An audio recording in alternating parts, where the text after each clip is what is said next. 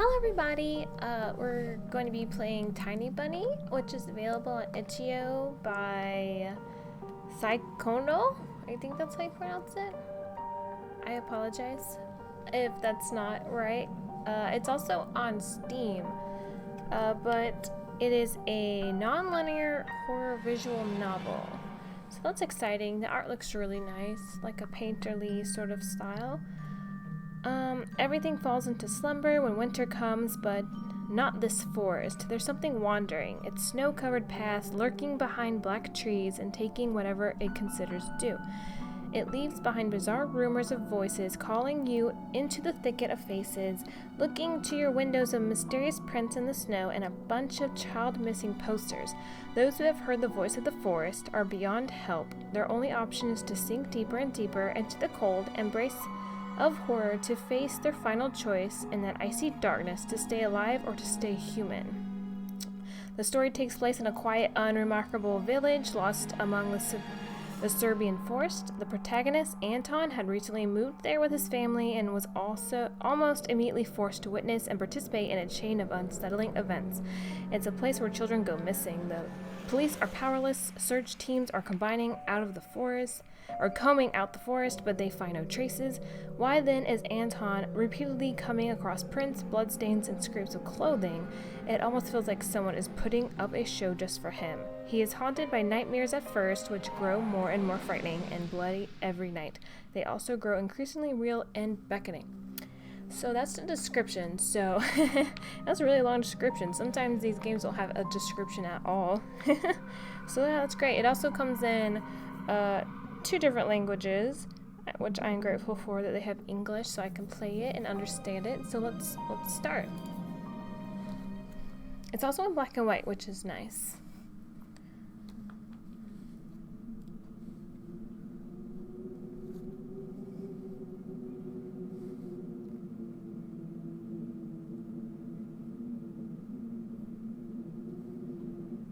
The wind clawed at my window all night long.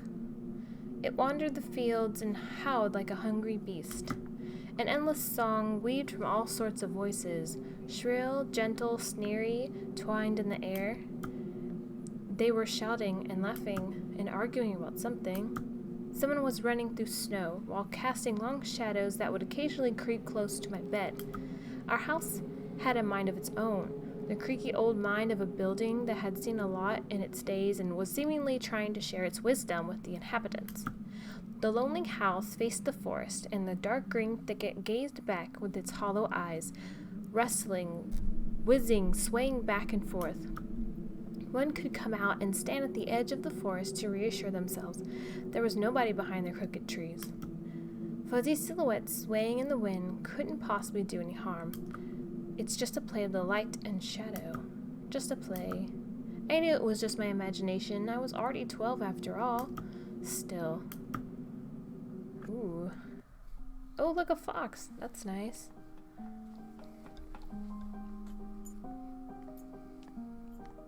Ooh. Hey, put away your book. How many times have I told you not to read at the table? It's bad for your health. Look at how slouched you are.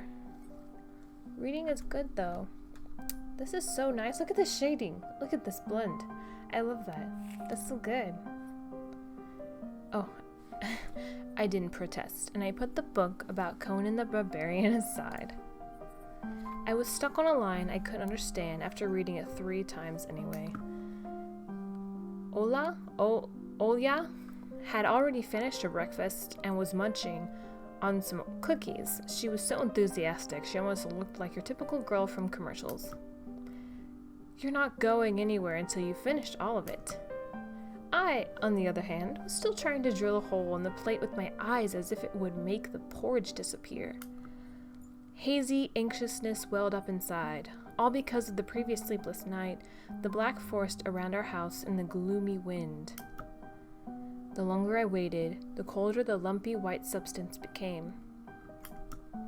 It looked like a jellyfish from the Odyssey. I love that show. I can't pronounce that. I wonder how horrifying the bottom of the ocean is. Oh, I've always thought about that. Or how cold the black forest is at night. super cold. The spoon fell out of my hand. Mom showered me with a cold glare from her green eyes. What did I just say? I'll get it. I had 10 seconds to catch my breath before battling the nasty porridge once again. I felt around for the spoon.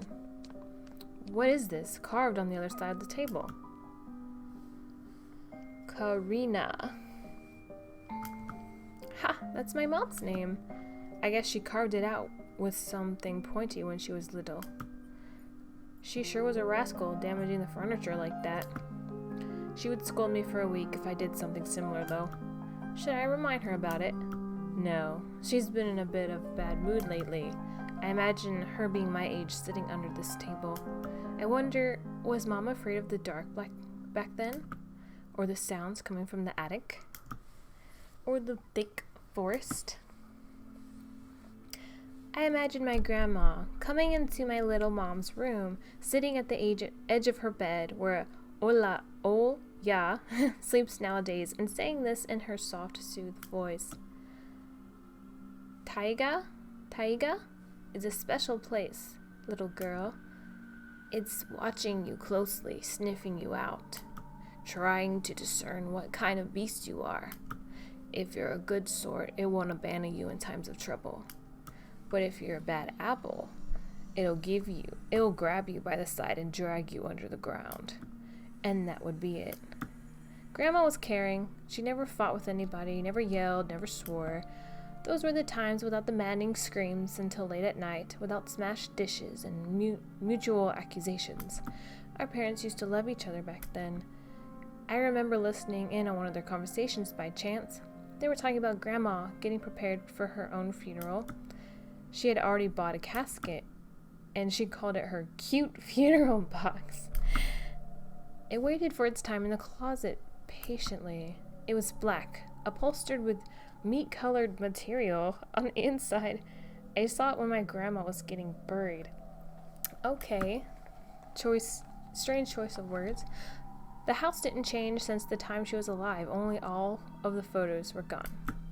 Glass-covered pictures with gray faces of my ancestors. They all had a dead, but watchful look in their eyes. I crawled out from under the table. Olya was done with her cookies and was looking at my share with a sly little woodland creature, like a sly. I turned my gaze towards the frosted window. There was a lot of dark pines outside, but they didn't grab my attention. The pattern of frost formed a picture on the glass. Olya, look, it's a box. Where? It looked almost like those optical illusion thingies they put on the back of student notebooks. A mixture of lines at first glance, but if you blur your vision a little bit and look under a certain angle. No, it's outside on the window. Look, there's the nose, and here's... Hey, eat up. Yes, just a moment. I don't see anything. Hurry up, we don't have much time. Ah, there it is. But it still doesn't look like one. I'm telling you it does. Nuh-uh. It does. Stop it. These kids, I swear. Now I couldn't see the fox either. It disappeared. Went away. Only the frosty pattern, similar to stretched out needle leaves, kept creeping up the glass. My dad entered the kitchen with long, measured steps. I want to have a beard like his when I grow up. Mom would always ask jokingly, "Come on, shave it off, it stings." Oops, I think I skipped some on accident. Sorry. Nowadays, rumbling doors and witty comebacks are an everyday occurrence. Olya always covers her ears whenever she hears something like, "What's the point in all this?" through the wall. It's all for your sake. Oh, ignore that. It's all for your sake, Dad would reply, for the sake of the family. I've caught every sound in fear of hearing the most dreaded, the deadliest word that started with D. D-I-V-O. I don't even want to finish it. It was scary to imagine that me and my little sister could be torn apart and taken into two different families. Anyway, your fox is nothing. I have an owl in my window. You said you believed me just yesterday. Have anybody seen my car keys? I remember leaving them on the windowsill. Maybe you did, maybe not. Karina, please stop. Just let me get ready in peace. Your keys are in the basket along with my phone. Well, thank you very much. Anton, stop making a martyr out of yourself and finish eating already. And the owl? There was no owl. But there was one. It had giant glowing eyes. Oh, she's so cute. Olya sprung up from the chair and placed her hands on her little face, intimidating a pair of eyes the size of an apple, each with her fingers. Last year you had Bye-bye in your closet, and now this owl? What's Bye-bye? Can I click on it? No. But I saw it. Olya shifted her gaze back and forth from Dad to Mom to me, but couldn't find any support. Have you thought about befriending it? You know, like feeding it with imaginary mice? Don't bully our girl. She's just afraid to sleep alone because she's still little. Olya pouted her lips in rebellion and rushed into the hallway. The staircase that led to the second floor creaked. Mom gave Dad a strict look. Oh, that look in her eyes. It's so uncomfortable to be pinned under it. Dad just snorted in reply and left, ringing with the keys he just found. A minute had passed and the theme song from The Little Mermaid echoed through the house. It was stored on incredibly worn-out cassette tape, which Dad already had to glue together twice. It's so easy to fix objects by gluing them back together, for example. But how do you fix a relationship? Mom moved to the living room and I was alone, anxiously stealing glances at the window.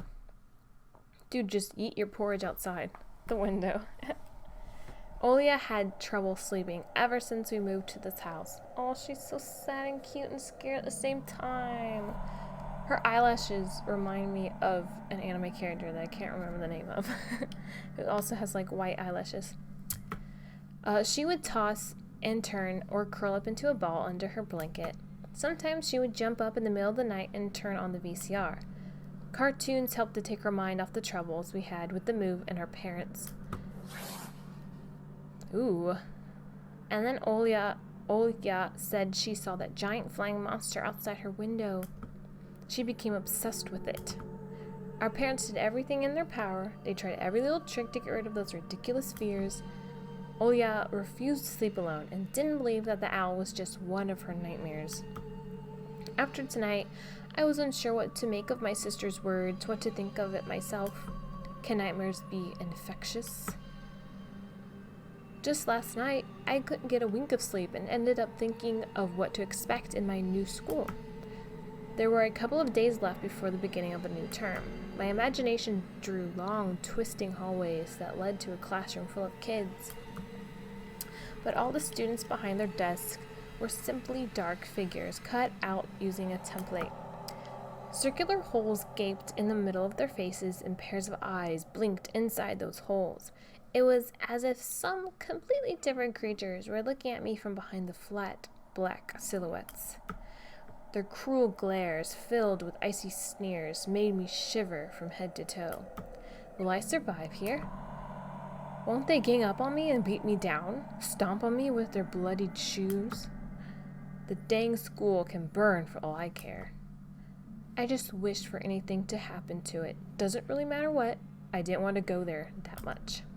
I didn't want to see people who were just itching to smack me on the head, trip me up, think of a new offensive name for me, worse than the previous one. I felt like the glasses I wore made me an outsider or some sort of a monster. My gaze slid across the drawings hanging on the walls. I couldn't consider myself a great artist, but Olya begged me to hang them. Drawing was the only thing that made me happy as of late. The small circle of friends I had also enjoyed my paintings, and they promised to call me from time to time. Sometimes I imagine my mom picking up the phone and saying in a cold voice, "You've got the wrong number." Or, "Anton is not around." Anton is not around. I imagine my future classmates lying in their beds just like me, listening to the howls of invisible werewolves outside their windows. I don't think that's common. Anton, you need to chill. Maybe my new classmates will be like me after all? But who would ever like a boy with thick glasses? Thick glasses are the best glasses. I mean, my dad used to wear glasses when he was little, and now he's married to the most beautiful woman on the planet, my mom. Oh, that's so cute. The house creaked, pressed by the wind. The condo we used to live in, a 9-floor concrete building, buzzed with the neighbor's drill, mumbled with a TV set from behind the wall, cried like a baby from the big family next door. Our current house, though I can't really call it new, was completely different. It was silent and easy going during the day. Its shadows lay dormant in the corners, on the closet, cobwebs, and under the stairs. But they all woke up during the night. Something was watching me from every corner, almost as if the old photos of my deceased family with their ashen eyes were hanging on the walls in place of my drawings. The floor was squeaking, rusty drains were moaning, the attic was occupied by noisy drafts. One could think the house was performing some sort of demonic melody. And then I realized I was, in fact, hearing music. It was already playing for a good while. Somewhere at the edge of my perception, I could hear a flute. It was mixed in with the sound of wind, of the creaking old house in my thoughts, too. I stood up and rushed to the window. I wanted to reassure myself that this music was nothing more than a product of my imagination. It's not like someone is playing it there amidst the cold, snowy night, right? Open? Okay. Ooh. Ooh, look at the little animals dancing. They're having a party outside. Someone was dancing in the field. Oh my gosh, that's hilarious. Black silhouettes I could barely make out, with the dark forest as their backdrop. They jumped around, basked in moonlight, bumped into piles of snow, rolled around, and crawled on all fours. Stories about wolves playing under the moon came to mind, but these were clearly not wolves. I mean, that one looks like a wolf. And it looks like a bear. And like a bird? That's so cute. They're just vibing outside. Nothing creepy about that. They stood upright at times, circled around, holding hands and whipping up snow, disappearing into the shadows for a brief moment, and then coming back. Something bizarre was going on. Shadows dancing in the starless abyss made my imagination go wild, making me anxious at the same time. Suddenly, the music had stopped. The dancing shadows froze in place, and I could swear pierced me with their eyes. One of the silhouettes immediately parted from the bizarre shadow carnival and sprinted across the field with giant leaps.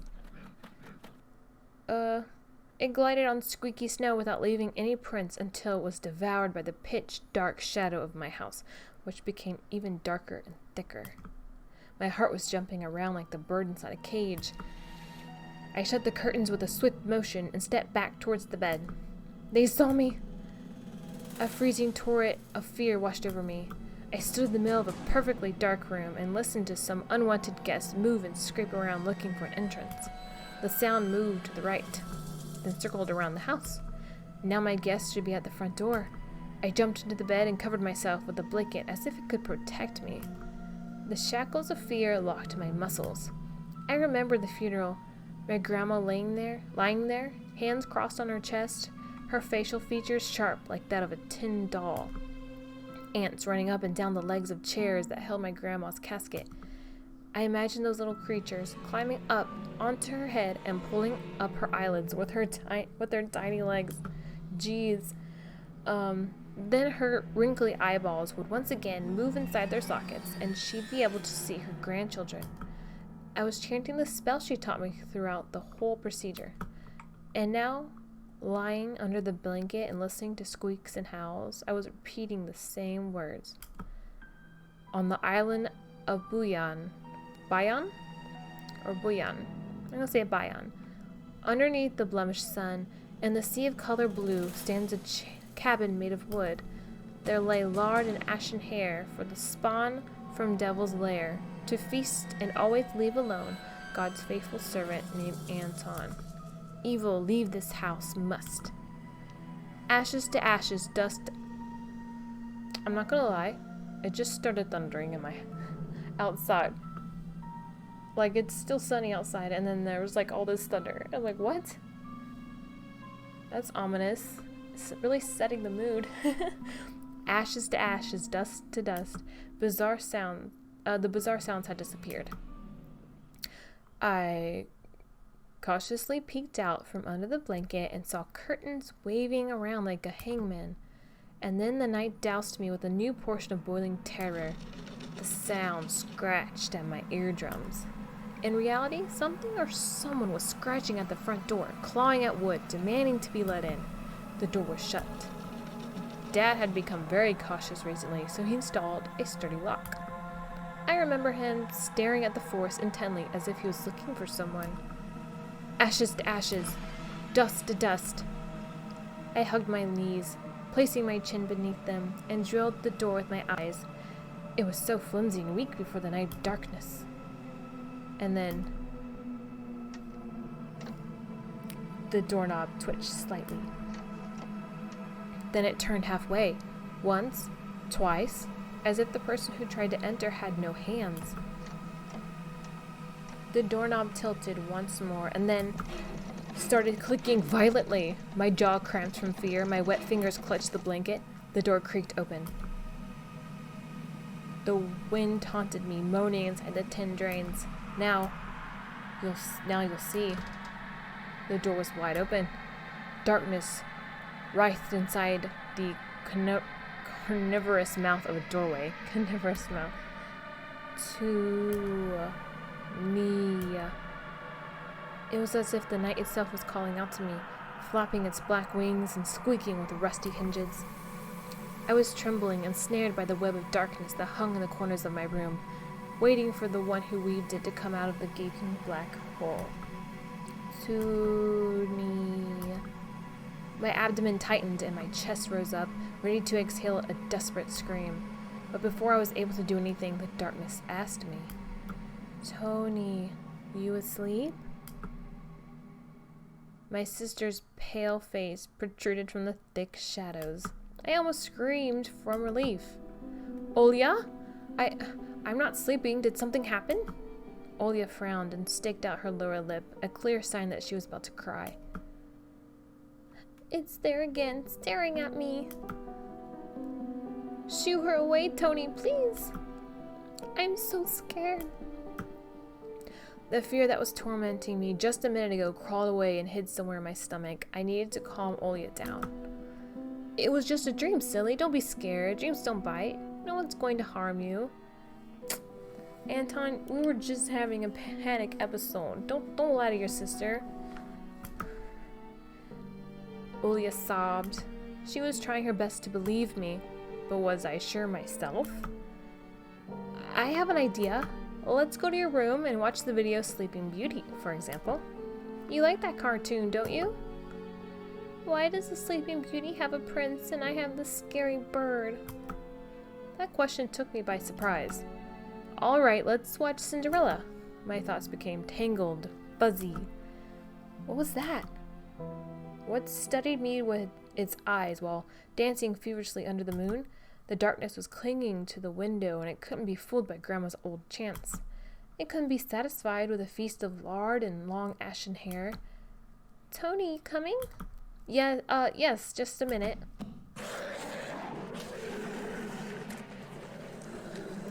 Olya was a werewolf. Ooh. Yuck. Oh, we got animation. That was rad. That was really good. I like that. That's why I didn't want to laugh at Olya and her owl in the morning. Who could be knocking on our door here in the middle of nowhere? We don't know anyone around here. It was the werewolf. He's coming for some tea and dancing. So persistent.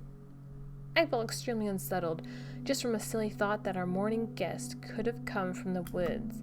I could barely hear voices coming from the front door. My mom was urging me to hide. What? In the closet, under the table, behind the curtains, where Olia always hides? Tony, come here! Oh. I felt like kettlebells were tied to my feet, but still dragged them towards the hallway. Oh, it's the police. A couple of policemen towered over me in the doorway. They smelled like frost and worry. My mom always winced and grumbled the moment she saw patrol cars. Worse than bandits. At that moment, though, she looked somewhat confused. Someone died? Hello? Senior officer who wore a grim expression nodded. A boy has gone missing yesterday. His name's Voiva?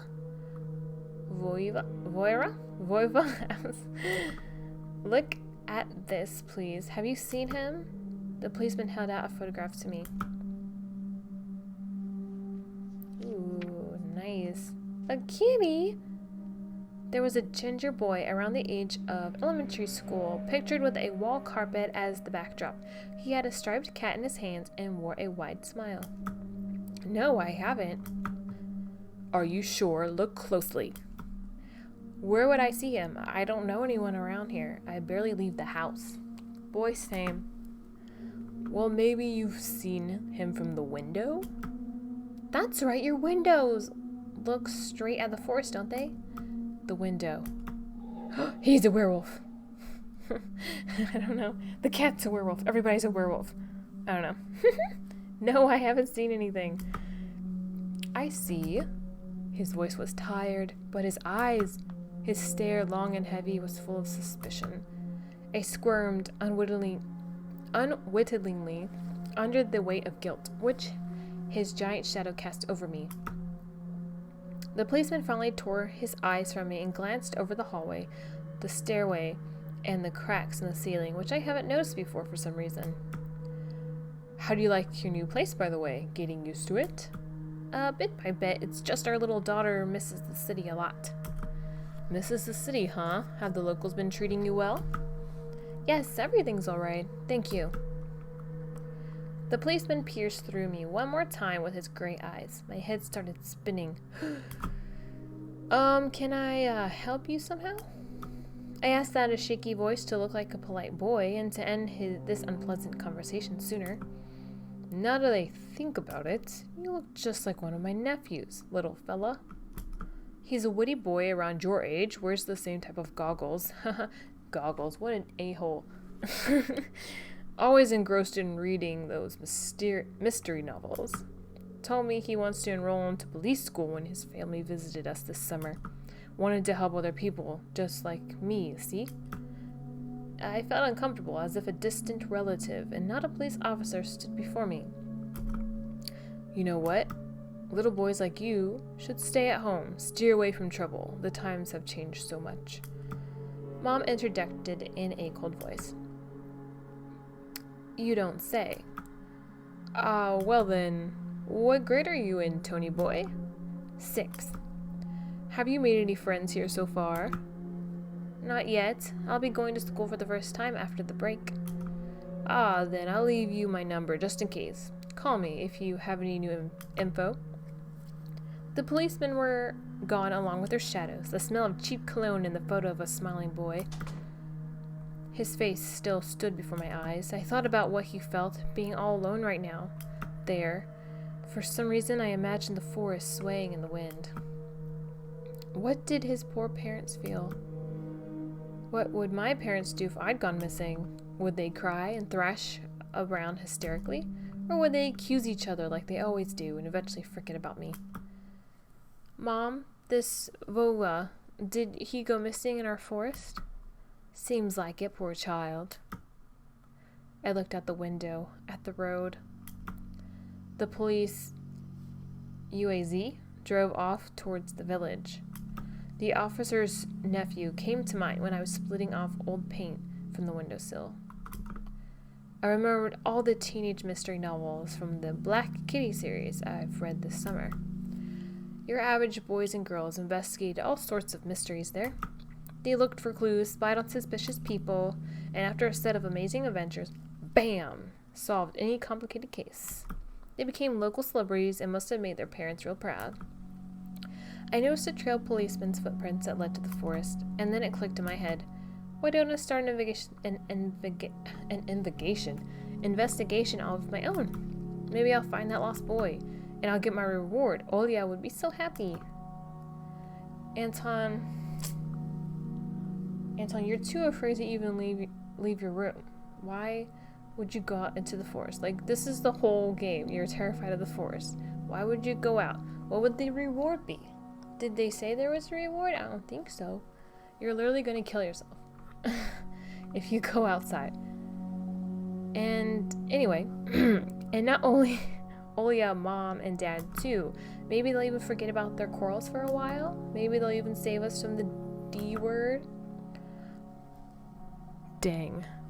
I fantasized about buying Olia a Tamagotchi, woo, and getting a cassette player and a bunch of tapes for myself, and a whole box of Kinder Surprise. When was the last time our parents bought us any toys? Last autumn, I think. My dad had lost his job at the time. There's that annoying song about it. I think the underlined words are because this is not originally in English. Those are probably just phrases and references that probably aren't as familiar with other people who speak English, who don't speak English, you know what I'm trying to say. Anyway, I had little to no idea what was the accountant's job like. The counted money? Neighbors used to envy us. But nowadays, mom and dad barely had money to afford sweets, and dad would always divide a single chocolate bar between me and Olia. Sometimes I gave her my share too. No matter how much I wanted to eat sweets, she was still just a pipsqueak. I couldn't wait to go out looking for clues. I'm going outside. Yeah, right. You want the police to go around with your photograph next? That's what I'm saying. The forest is so thick. What if the boy got snatched up by wild animals or something even worse? Even worse, echoed through the hallway. I won't go far. I'll stay away from the forest. Did you hear what I said, or should I repeat myself? You'd better pack your school bag or go play with Olia. The sound of splashing water came from the kitchen. It meant that the argument was over and Mom had the last word. Oh, geez, we have a choice. Can we open this? The dark, stuffy closet. Mom says it smells like mice, but how does she know their smell? She hates when I stick my nose in there. She's afraid I'll cut myself on the freshly sharpened axe. And Olia can't even be lured close to it. She thinks Babai is living there.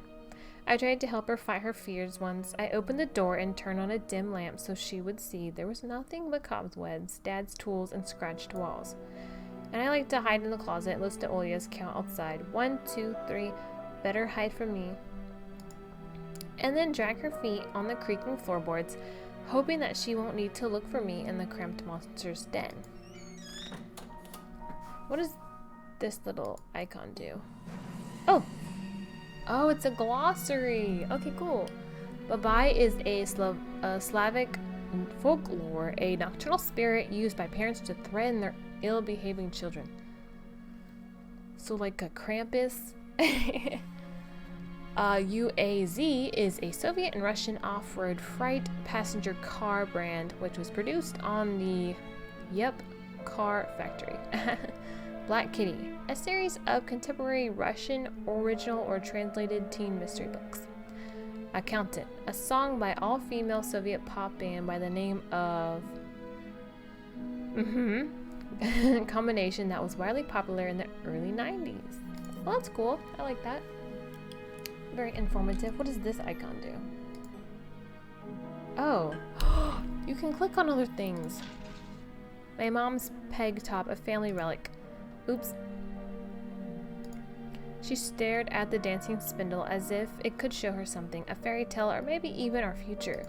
Now even my little sister was a bit too old for a squeaky peg toy.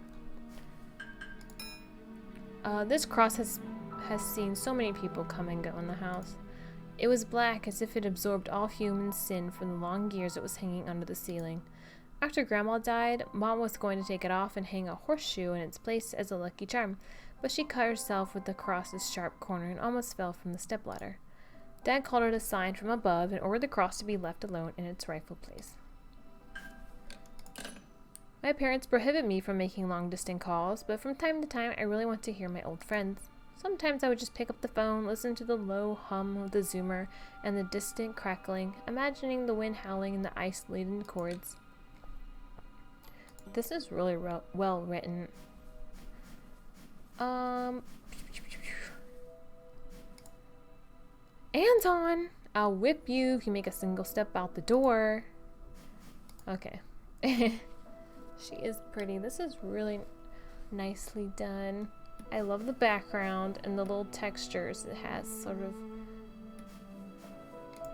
Let's open the fridge, I guess. Let's steal some food. What is that?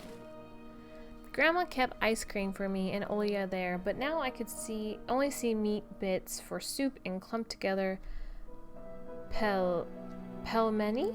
I grew to hate them already.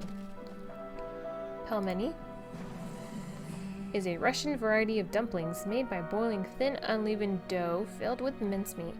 One may even call it Russian fast food. Okay.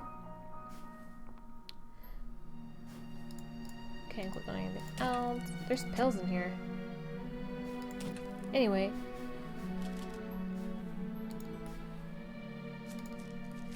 The decrepit and stain-covered calendar was once my favorite form of entertainment in Grandma's house. I remember waking up and running to the kitchen so I could tear off yesterday's leaf first thing in the morning, as if the coming day would get lost in the taiga forest without my help. One day closer to New Year's, one day closer to Grandma's funeral. I haven't touched this calendar for years now, since the time they started writing dark and spooky death chants that only made me gloomy instead of funny proverbs and superstitious to be exact. I grabbed a dusty calendar leaf with caution and tore off effortlessly. Sadly, the spooky descriptions from my childhood were still there. 7 horses carry the log. If 7 can't carry, bring the 8th from a fairy. They will take it away and never come back. This is the fate the log cannot escape. I crumpled the gray leaf and threw it into the waste bin, hoping to get rid of the anxiousness that washed over me. It was spreading inside me like an ink stain on blotting paper. Emercom of Russia has declared the state of emergency due to adverse weather conditions. According to the weather forecast, a cyclone is moving towards the region. Expect heavy snowfall, blizzards, and snow drifts on the road. Keep your eyes open and take care of yourself. Sorry. I took a peek at Mom's crossword. She would get very angry when someone gave her advice, so me and Dad faked knowing the answer and being about to reveal it all the time. I smiled at that fleeting thought. Vertical, 9 letters, the name of a Philistine deity that protected them from viper bites and had a nickname, the Lord of Flies. Second letter is E. Wait, what else can I click on? Oh, this. The side of an old ocean freezer was checkered with my childish drawings, Mom's recipes, and all kinds of stickers from bubblegum with dinosaurs that Olya liked so much. Among that still life picture hung a piece of ruled paper with the phone number of the police officer who visited us. First Lieutenant Tikhonov? Yep. I read into my mind, looking at the officer's sprawling handwriting. The scrap of paper was held by 2 pieces of a broken magnet from some old Soviet toy, and those pieces just barely covered up the numbers as if to taunt me. I leaned toward it to unveil the mystery and take the piece to a safer place where it would wait for its time when I would finally find Vova and be the first to call the police with the happy news. Anton, Mom's reproachful eyes stared at me. What do you need it for? Hands off, you'll lose it. Angering my mom was the last thing I wanted, so I lowered my head. Okay. I think I looked at everything. Actually, I just click on her. It was difficult to lie to Mom, but there was no other way for me to run away from home. Mom, something's wrong with the TV. The picture's dim and there are stripes all over the screen. Mom's face became visibly distorted.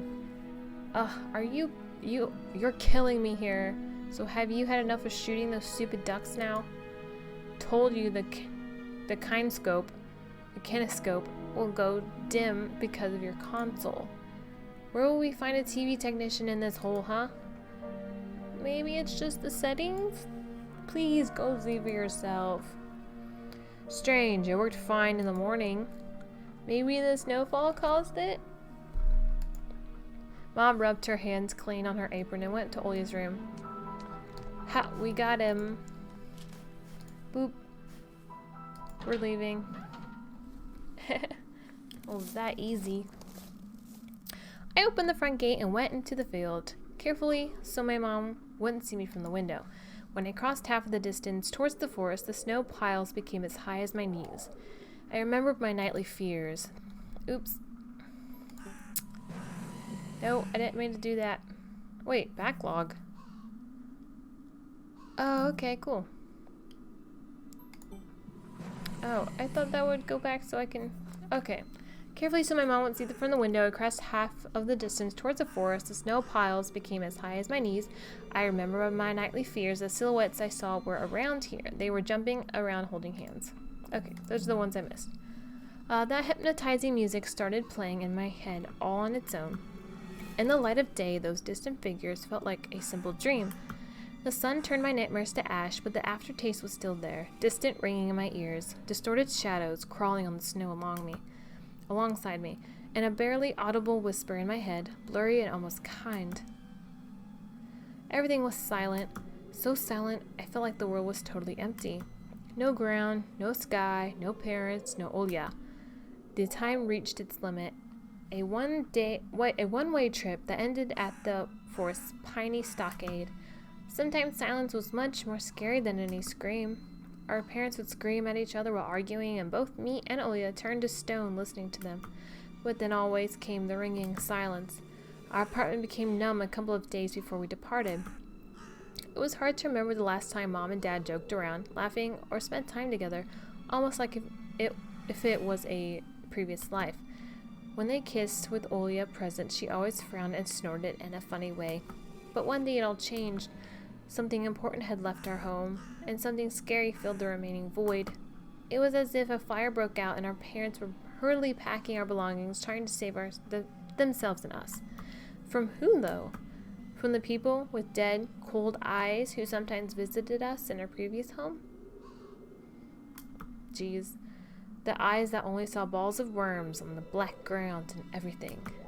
And somewhere far away, a siren was going off, trying to warn us of the coming menace. Silent Hill. Oh, he's so cute. This looks so nice. I shuddered, chasing away my delusions, and looked around. There was only me, this white field, and the wind that was whipping up icy dust and belts of powdered snow. I squinted from the sun and turned my eyes to the sunless forest. It looked especially dark in contrast with the blinding whiteness. Knobby tree roots slithered under the snow like fat snakes. Rotten leaves and coniferous needles froze into the ice. Oh, there's a glove. Dry, prickly branches intertwined, bringing up uncomfortable thoughts about fences. Were they protecting the forest? Or were they keeping something from breaking out? Some object was hanging from one of the pointy branches. I tried to get closer, drowning in snow, and when I almost got to the edge of the forest, I saw a knitted mitten. It looked like a wounded bird among the hungering semi-dark. Should I take it to the police? Their senior officer looked gloomy, but he still reminded me of Captain Casanova from my favorite TV show called The Streets of Broken Lights. That's a nice name for a TV show. Streets of Broken Lights is a Russian mystery TV series telling a story of the daily life of Russian police officers. It's the longest running series in the history of Russian TV at the moment. The more you know.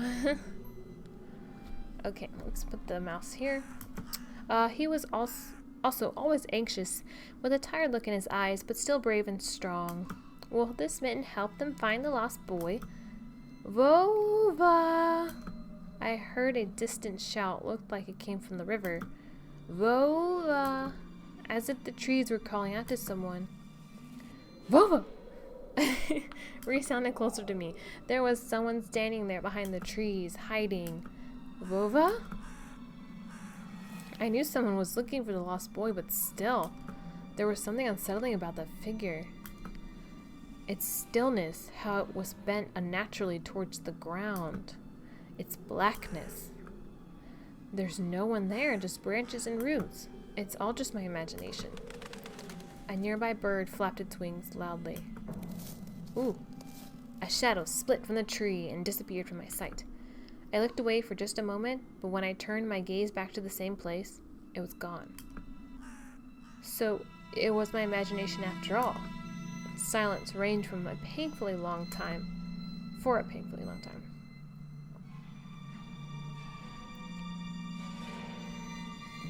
Ooh.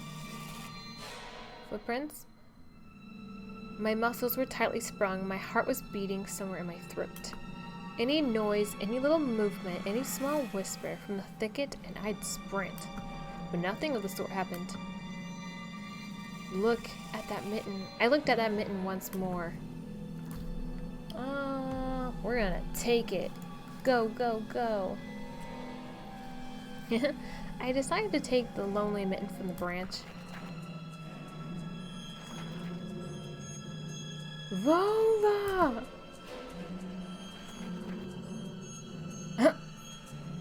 A shout rumbled across the field and dissolved into the distance.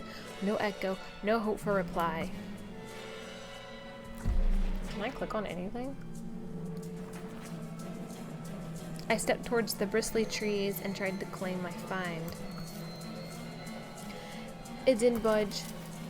I pulled harder, the branch cracked and the mitten tore off, landing in my hand with a squishy sound. All too heavy, wet. I squeezed it without thinking, and something dark spilled from it, forming a tiny string between the mitten and the snow. Steam rose from the snow pile.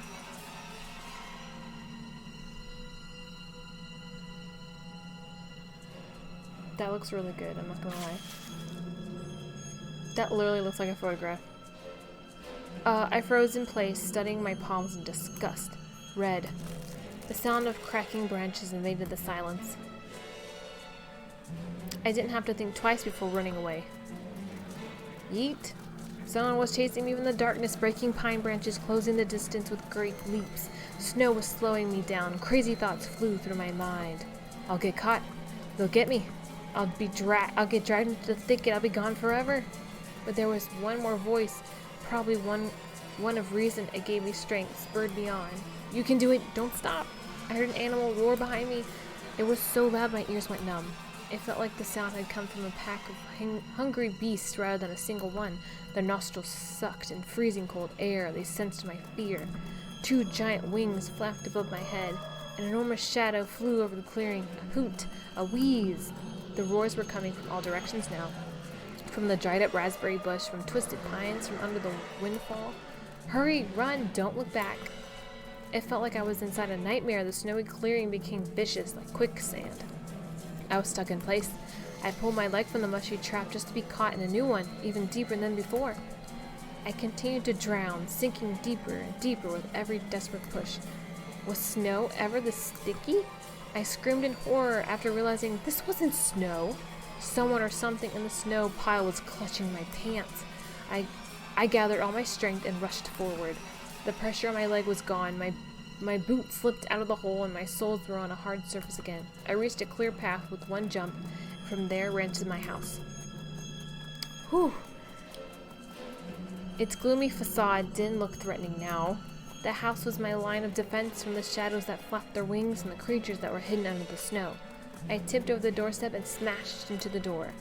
In all my hurry, I still managed to notice the claw marks, as if a dog was striking the wood with its paws, demanding to be let in so it could escape the cold. I hadn't noticed these marks when I was leaving. The heartbeat in my ears was much louder than my surroundings. I couldn't hear whether someone was following me or not. What if they were already in my front yard and Mom had locked the door? Drowning in fear, I pulled on the doorknob and immediately gave away. Whew, that was a lot of reading. I rolled into the hallway and shut the door behind me. Porch planks creaked as my pursuers ascended the stairs. My fingers slipped off the lock and I couldn't click it into place. I gritted my teeth and pulled hard on the iron knob, whipping it between the boards. I stared blankly at the door.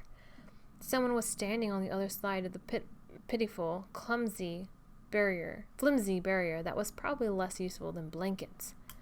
Wheezing breath reached into the house and crashed at me in waves. It smelled of pine and sweat. Mom peeked out of the kitchen and chastised me with the same frigid voice she always used when talking to Dad. What exactly didn't you understand when I told you never to slam the door? I didn't mean to.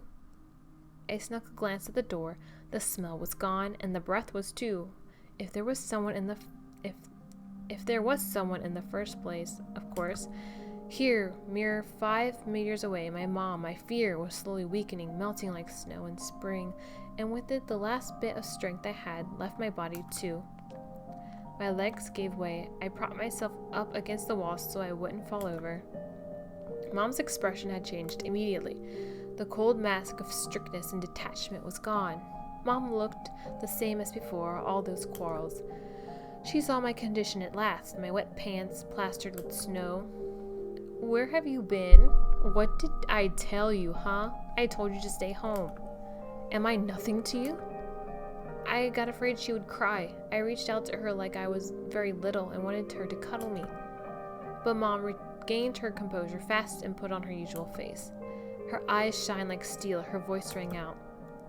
Your dad can't find his cigarettes. Be honest, did you snatch them? Were you smoking in secret? There was someone chasing me. I thought... I stuttered as soon as I started explaining myself. Tears welled up in my eyes. Mom leaned toward me and sniffed my clothes like a beast, searching for the smell of tobacco. Then she squinted her eyes in suspicion and looked into the front yard. Her expression changed in an instant and covered her mouth with her hand. Look over there, at the fence. My heart started thumping as if I became prey once again and my pursuers were following me in this field. I could swear that I've heard something scratching at the door, just like my nightmare.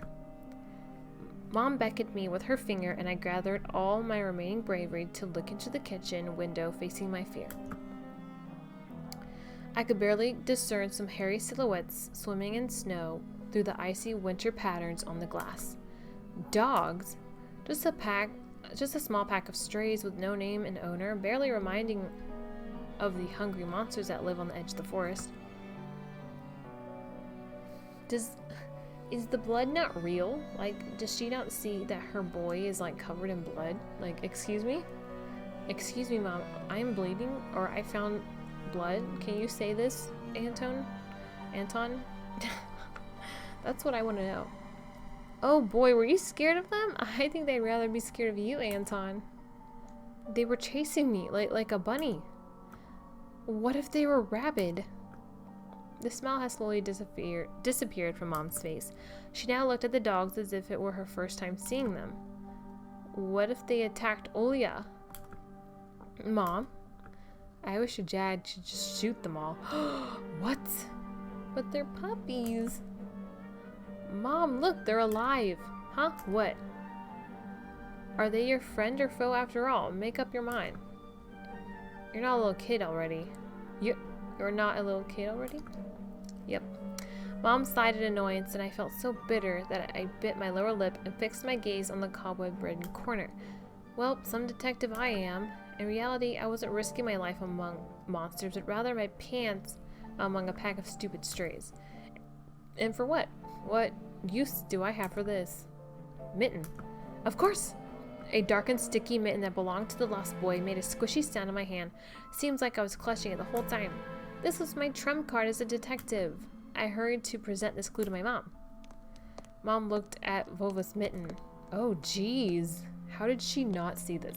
How did she not look down and see that there was dripping blood from this thing that her son was holding? Like, excuse me? That boy the police was asking about in the morning.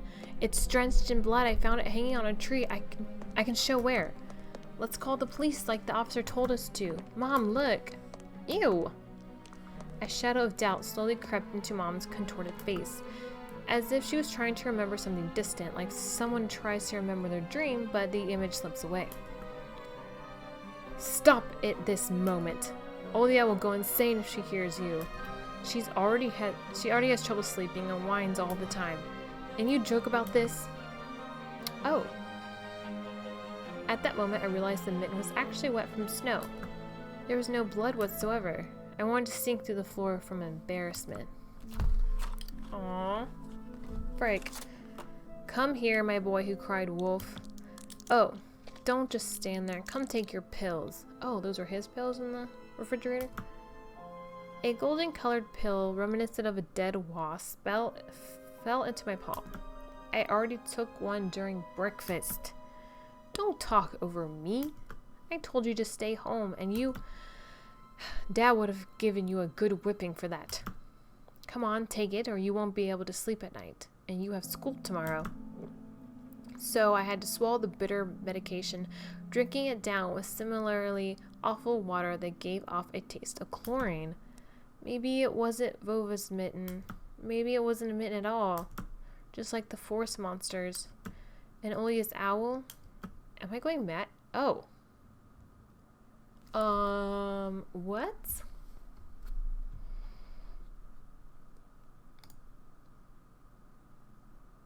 Oh. Okay, well, we're back. There was like a weird error that came up on the screen. I have no idea what that was about. But we're back. What's happening to me? Either the pill had an immediate effect or my overexerted brain didn't let fear inside anymore. Serenity washed over me, bringing yawny indifference along with it. Anton, you done? See? You can do it when you try. Take off your coat. Are you asleep? No, Mom. I was just thinking. What about, I wonder? It's just something silly. Mom scrutinized me with suspicious eyes, as if she wasn't sure she was looking at her own son and not some doppelganger that came from the forest. Is everything all right? You had the same exact expression when the policeman asked you about the window. I'm all right, Mom. She heaved a deep sigh. Fine. It seemed like the house had changed. The sofa's fabric had become discolored. Fingerprints appeared on the bathroom tiles. The light bulbs also felt different, dimmer and yellower. Even the saliva inside my mouth had a different taste. A melody from Aladdin could be heard from the upper floor. Olia was done rewatching her favorite Little Mermaid episodes and switched to other tapes. I slowly changed into my home clothes, stopped before the sink, and studied my reflection in the mirror like I was trying to solve one of those spot the difference puzzles. When I went upstairs, Jafar and Iago's voices died down. I walked past Olia's bedroom and slipped into my own.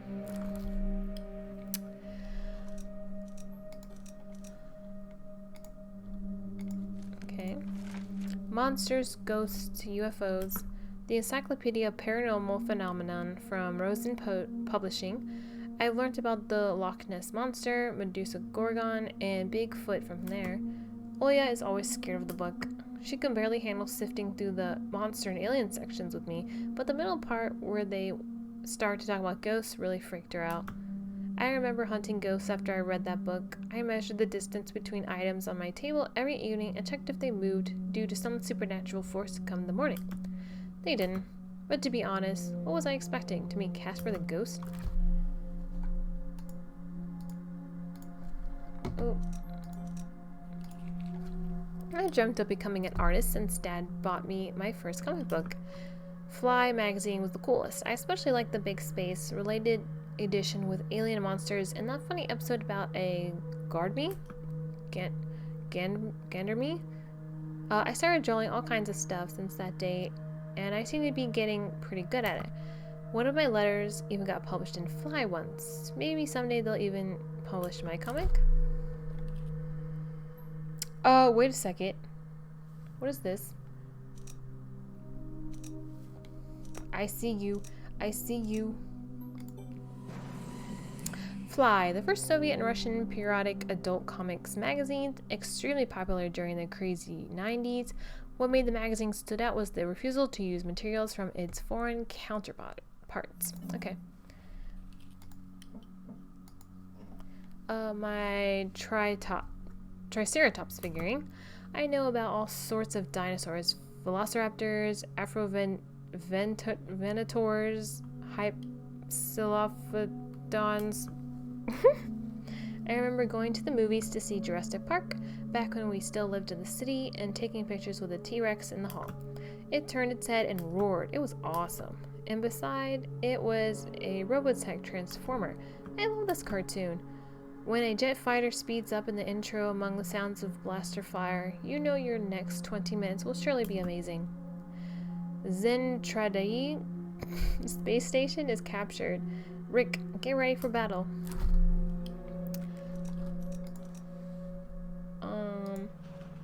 The forest didn't look as grim during the day. Entangled tree branches in the distance and the snowy field between our house and the forest brought sleepiness to my eyes, but sometimes I would still catch myself looking in the window at the icy treetops instead of doing my homework. Are we not going to talk about this? How strange. I remember moving this curtain. Are we not going to talk about this? Okay, we're just going to ignore it. One of the drawers was empty. I hid the mitten there. This simple action drained the last bit of strength from me. I sat on the bed, and only then I noticed there was someone behind the curtains. My tired hand dropped to the sheets. Whether it was due to medication I took or the stress I underwent, the room began to contort as if the wind was blowing the walls out like a pair of snails. Snails. The room's corners bent and undulated. The only stable thing in the whole room was the figure between the windowsill and the curtains. A flimsy piece of cloth was stuck to my hidden visitor, just like a savet of sorts. Olya? Who else would be standing there? I stood up and licked my dried up lips. Yeah, Olya, it's so funny. The silhouette was unmoving. It was enveloped softly by the curtains, as if there was a thick layer of darkness there, not a human being. I reached towards the curtain. Ba-dum, ba-dum, beat my heart, controlled by medication. The wind sang in the field with a chorus of voices. For a second, I wanted to return to the bed, just lie down and watch the person behind the curtain, knowing full well they were looking back at me. They're looking without blinking, waiting for me to fall asleep.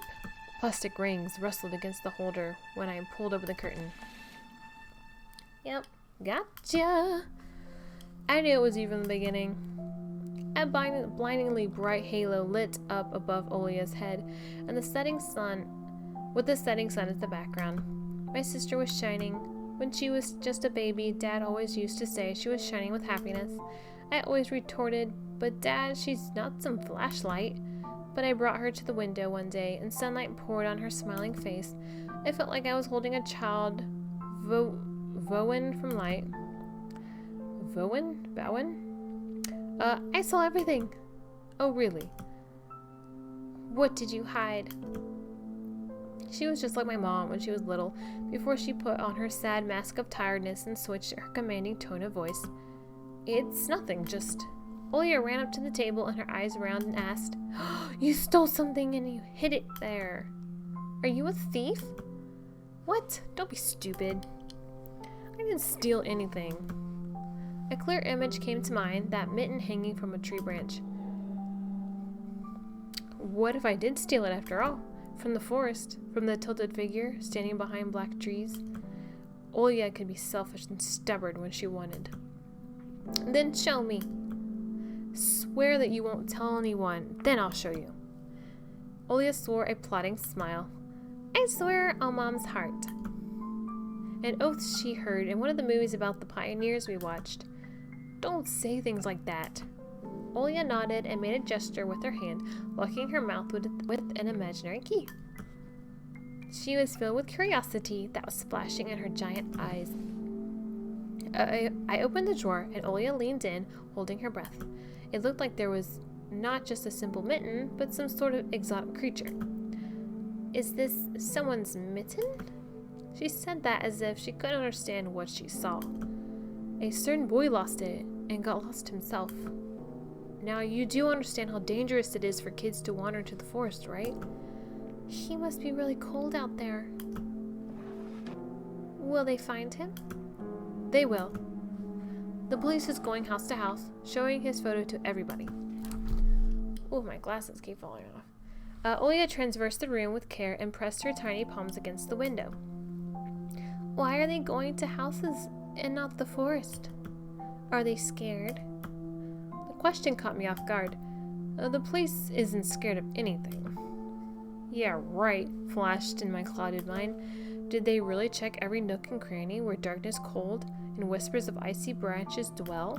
If that's the case, how did they miss the mitten? That's what I'm saying.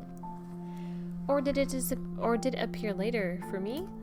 I changed the topic, as if trying to get Olia as far away as possible from the forest thicket. We may get a reward if I go and find this boy myself. A lot of stuff, like in Field of Wonders. Sounds cool, right? Olia wasn't listening to me. She was piercing the forest with incredibly adult eyes, uncharacteristic for her. What if the owl got him? Nonsense, an owl won't be able to lift a human. But you know what? I was picking my words with utmost care. I forced them out of my overexerted brain. Stay away from the forest. I think it's, how should I put it? It's cursed or something. Just like in a fairy tale? No, not like that. More like in the spooky tape Mom and Dad are hiding from us. Olia shivered and stole a glance at the window. I saw you running away. Was someone chasing you? No, it's just I was hurrying back home so Mom wouldn't be worried. As I looked at my sister, my heart was tearing apart. She was so fragile. It was so easy to stifle her light. A gust of wind and her small fire would be gone.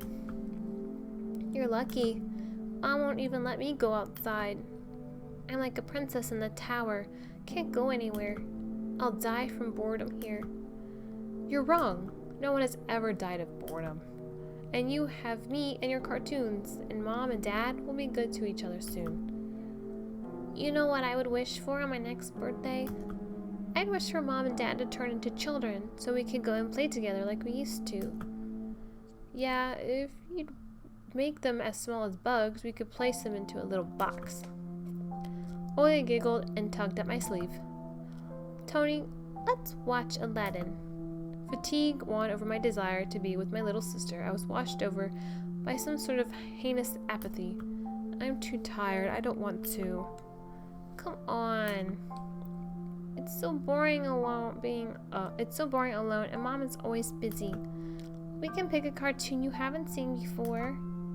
I know all of our tapes by heart at this point. No, all of them you haven't watched Peter Pan. Remember how you fell asleep in the middle of it? And so much happens after that. Let's go. Maybe a bit later. Should I tell you how it ends? Let's leave that for tomorrow. I won't tell you tomorrow. I know, let's play hide and seek. No, Olia. Then draw me a dino? Olia, please. Draw it. Will you leave me alone already? I blurted it out without thinking, and then I was immediately taken aback. I've never screamed at my little sister like that. Olia stared at me in shock. Her lips started trembling, a precursor to tears. My chest was seething with disgust and embarrassment. What's happening to me? He's turning into a werewolf. I'm just kidding. I don't even know if there's werewolves in this game at all. I'm just assuming. I hurried to prevent Olia from crying. Alright, you win. Let's go watch cartoons for a bit. I don't wanna. I came up to her, put my hand on her soft head. Let's go. Let's go watch Peter Pan. Boo, you fall asleep again. I smiled and lifted her chin. Her eyes were wet and felt bottomless. I promise I won't. and I'll draw you a full Triceratops later. Hooray! And Triceratops! Well, close enough. Olia rubbed her eyes with the sleeve of her pajamas, and a shining smile returned to her face. I'll go ask Mom for condensed milk and bread, and you'll rewind the tape. The bread is fresh, just how you like it.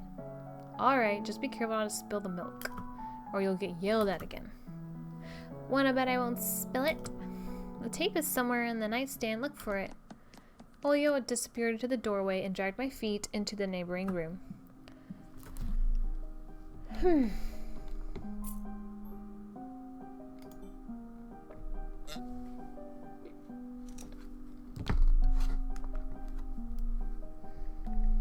How long is this game? Fresh playthrough.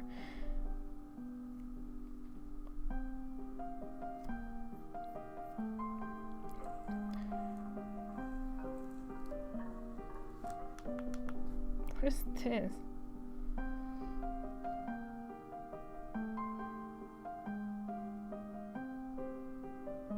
Okay, it's almost over. Alright. Also, we need to look at this. The Pioneer Movement is an umbrella term for communist children organizations existing around the world, somewhat reminiscent of the Scout movement. Field of Wonders is a Soviet and Russian TV game show, still running to this day, coming out every Friday, can be described as a partially adapted version of Wheel of Fortune. Okay, got it. Olia's countless toys. An old teddy bear is the main attraction here. Olia doesn't sleep well without it, and she digs her nose into its fur when she sleeps. That looks like the ball from Toy Story. Rubik's Cube. Puppy. Slinky. What is this? Chip and Dale. Another teddy. Doll. Anything up here? A piggy bank. Olia is saving money for a real puppy because Dad said that taking care of him will take a lot of money. Curtain. The scary window where Olia sees that accursed owl every night lurking in the dark. Olia keeps curtains open during the day, but as soon as the twilight comes, she shuts them tight so she won't see the pair of hungry eyes outside. That's a really huge window. Oh my gosh, it's like basically the whole wall. Is that a sewing machine under the bed? Why does she have a sewing machine? She's a child.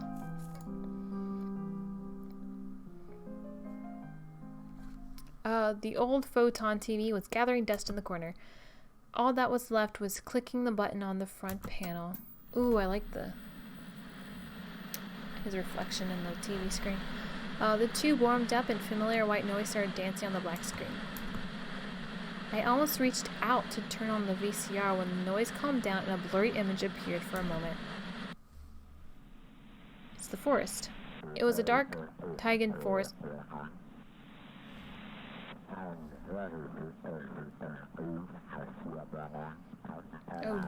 Oh geez, no thank you. No thank you. Bye. Okay, bye. No thank you. Just like the one outside my window, the picture split the screen in half. Something creepy resembling human speech was coming out of the speaker. Just a few moments later, the scenery was again overshadowed by noise. Did he catch some rogue signal? Local TV station only really showed Soviet cartoons, and even that was pretty rare. And only just recently, I used to always watch Robotech before school. It was so awesome. Maybe I should tinker with the antenna? What if I catch this channel again? On the other hand, Olia asked me to find the tape. It wouldn't be nice to disappoint her. But in my sleepy state, I wouldn't have the strength to do all of it. Okay. Can I click on anything else? Oops. Oh, hey, Orthodox crosses! I forgot this was Russian. Well, I didn't forget, but, like, Orthodox. Cute. The picture finally cleared up. But the moment I rejoiced at finding that weird signal again, the TV started coughing, a voice barely coming through the cacophony. He was often seen at the moment when a small snowy hills Small snowy hills were lined up in the screen, pierced with the rickety crosses, and a male voice was narrating with a slow, mournful voice. It was a pitch dark night at the cemetery. In that fateful dark time, little Senya met her fate at the face of Monster's thicket dweller. The locals call him none other than the Forest Master. I froze and did my best not to move, as if by doing that I could scare away the narrator. I listened closely to his every word. The beast dealt with the helpless girl in a masterful manner. The camera panned along the snow with something black spilled over it, looking for ragged pieces of cloth that were thrown around all over the place. I didn't want to think whether Senya's remains were wrapped in there, so I shut my eyes without thinking. The voice continued. Wolves are rare guests in these parts. Here's what Tamar, the old woman that lives in a nearby crypt, had to say. A close-up shot of the face of an old homeless woman wearing from life and alcohol abuse rattled on the screen. Yes, such a fearsome beastie it was, worse than the rising dead. The old woman splattered saliva all over the rectangular mic. Ooh, did you see that? Oh my gosh. There was like a dark shadow, a demonic shadow in the background. And the stink, it's like... The rest of her comparison was swallowed up by the sound of a horn. I've never felt anything like that. It was just standing there. Yes, right there where you stand, boyo. And pierced me with its eyes, right in the middle of the day. It was so huge, that one, with glassy eyes. Obscenities were covered by another beep. You know, they say if this demon lays its eyes on you.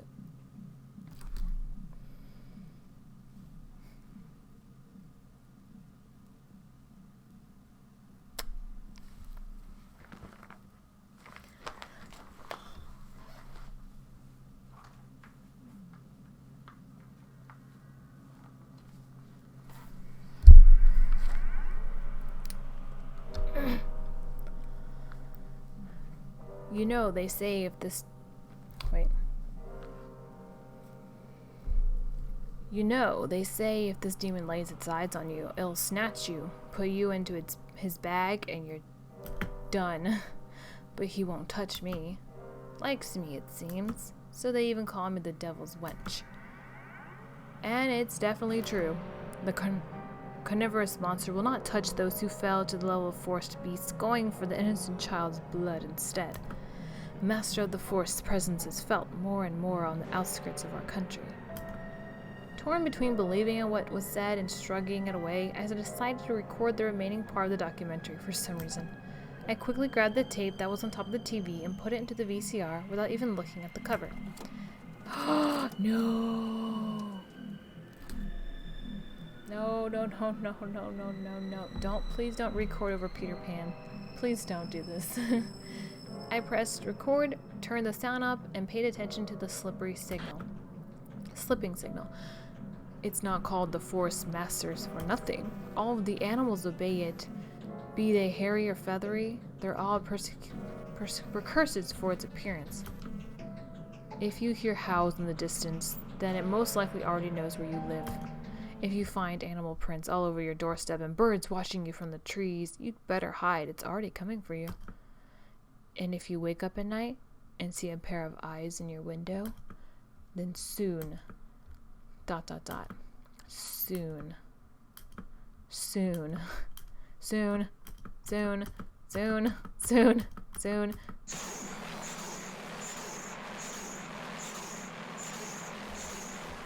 Oh, jeez, that's not flashing.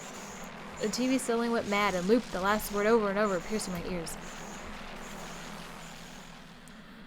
Jeebus Rise. Now I'm going to have to put like a warning for flashing. I got goosebumps all over my spine. The tape ended and was rewinding to the beginning. The sound of rustling tape reminded me of leaves in the wind and the low howl of the beast. I woke up from my stupor and pressed the button. The VCR ejected the tape. For a moment, I thought it was stained with saliva. But that was just the light from the chandelier making the black plastic glossy. And then I saw the cover. Oops, I recorded over Peter Pan.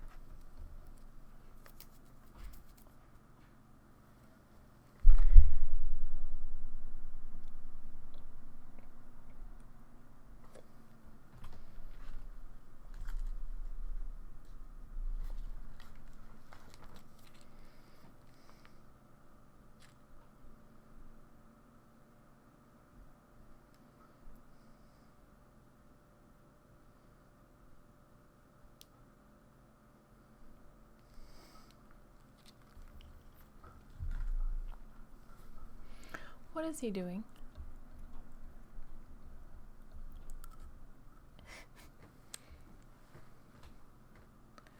Wait, it looks a little bit better.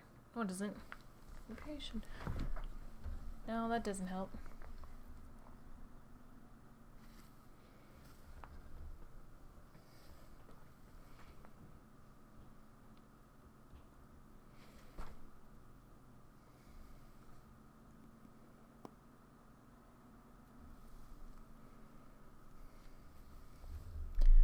Ooh, I've had to make some cuts in here because I have a neighbor that keeps coming up and down the stairs, and you can clearly hear, you know, the things that I say in here from the outside, and I could just get really worried that he'll hear me talking about some demons and stuff and be kind of freaked out, be like, oh geez, I live above a witch. No. Okay, let's keep going. Oops, I recorded over Peter Pan. That's what I get for hurrying.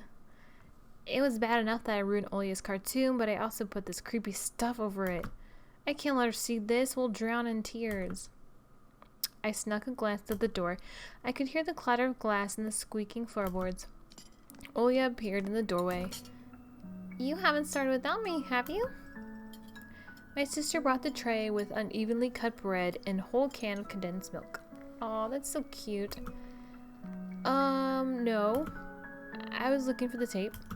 Do you really want to watch Peter Pan? I do. Turn it on already. Mom will come watch her Brazilian drama soon. Come on. Think fake detective. You know, I didn't like Peter Pan. Maybe we should watch Little Mermaid instead. I've already seen it so many times. And you promised me. She's so stubborn. I know, let's watch a couple of Teenage Mutant Ninja Turtles episodes instead. First deal? Olia frowned but ultimately gave up. She put down the tray and crossed her hands on her chest. If you want it so much, can you open the milk can? I'm afraid I'll cut myself with the sharp edges. As soon as I stood up, colorful dots popped up before my eyes, and my sore legs were pierced by thousands of needles. Only when I reached the sofa I realized that the can was already open. Olia had tricked me, played me for a fool. My stomach became heavy. I wanted to rush towards the TV, but my little sister was faster. She picked up the remote and proclaimed in a victorious tone, Gotcha, gotcha! As the remote's master, I command you to watch Peter Pan. I couldn't even open my mouth, and the VCR had already eaten the accursed tape. She'll play it, and then black crosses on unnamed graves, empty crypts, bloody scrapes on the snow, and the insane devil's wench. It better tell the truth. Wait, what did I say? Olia, stop! I erased the end of your tape by accident. I'll trade it with you for 2 of mine. What do you mean? You couldn't erase it. Me and Dad had broken off all those plastic pins with a screwdriver. You can't record anything over my cartoons now. My little sister pressed the triangular play button on the remote. Ooh, my gosh. Oh, that's the movie. I thought it was cursed. Look at the screen.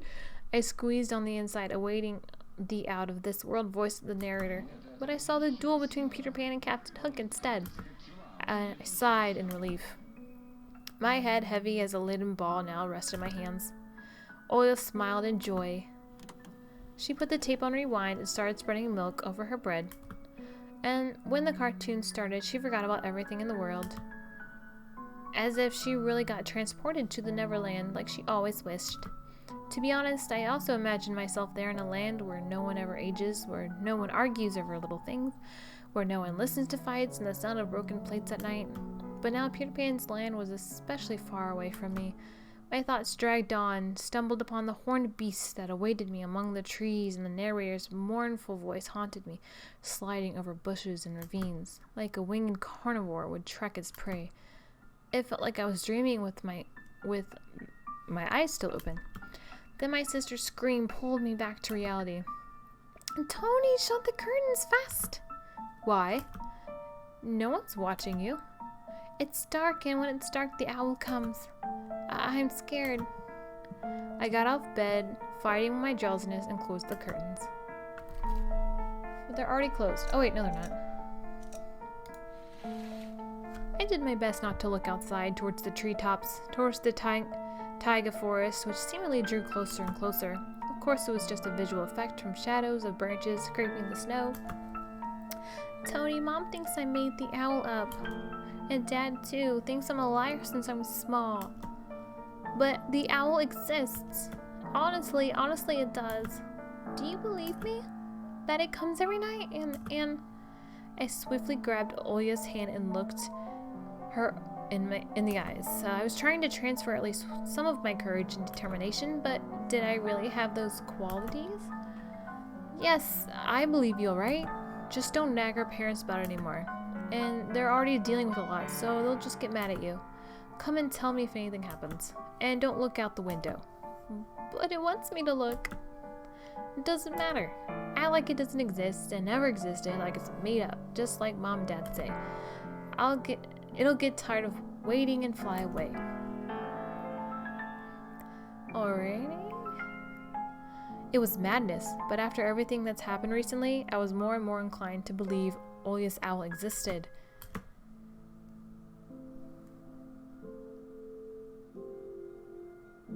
We followed Peter Pan's adventures as if nothing had happened, as if the forest didn't kidnap kids, as if our parents weren't tearing each other apart bit by bit.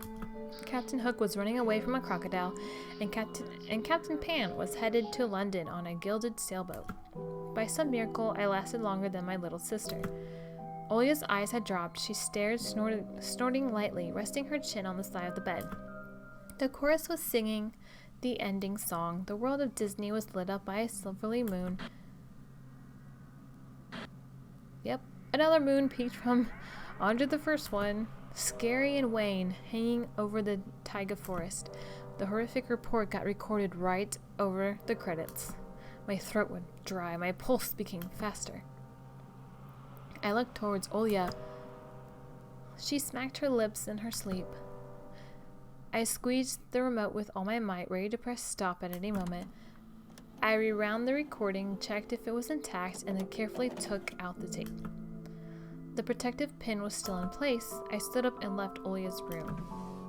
I didn't know you could do that to a VHS tape. Whether it was by providence or by curse, I hid the tape along the mitten at the exact moment Mom peeked into my room.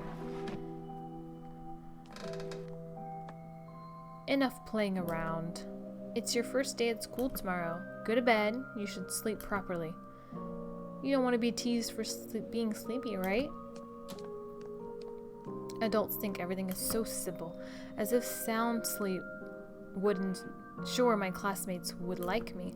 I covered myself with a blanket up to my neck and listened to the house humming to something invisible rustling in the corners.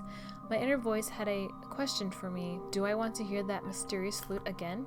Yes or no? Maybe it's just a part of growing up and I can't fully understand my own desires. The forest wailed behind the barrier that were my walls.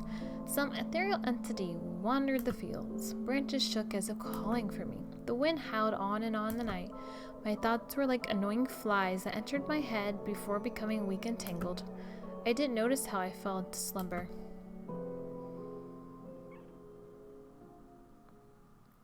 thank you for completing episode 1 of Tiny Bunny. Did you enjoy it? Did you want to know what happens next? They're already working on the continuation of the story. Okay, cool. It's over. All right. Oh. You know what's crazy? It's called Tiny Bunny. Me realizing that now, but I don't see the connection. But I guess it's only episode 1. So I guess there's gonna be more. I'm not sure if it's been updated on the Itch.io Steam, or they are in the process of making more episodes or not, but I will definitely leave the link below. It is a lot longer than I thought it was going to be, so a lot of reading, and my throat is actually dry. So thank you everyone for watching. I really like it. The art is really nice. The story is so well written. I loved it because I love reading horror novels, and this read just like a horror novel, but it was visual, and I was more a part of the story because I could see it going on. Yeah, I really liked it. I'm very excited to see what happens next, if there ever is an update. So I hope you all have a wonderful rest of your day and drink lots of water and take care of yourself, and I will see you in the next episode. Goodbye!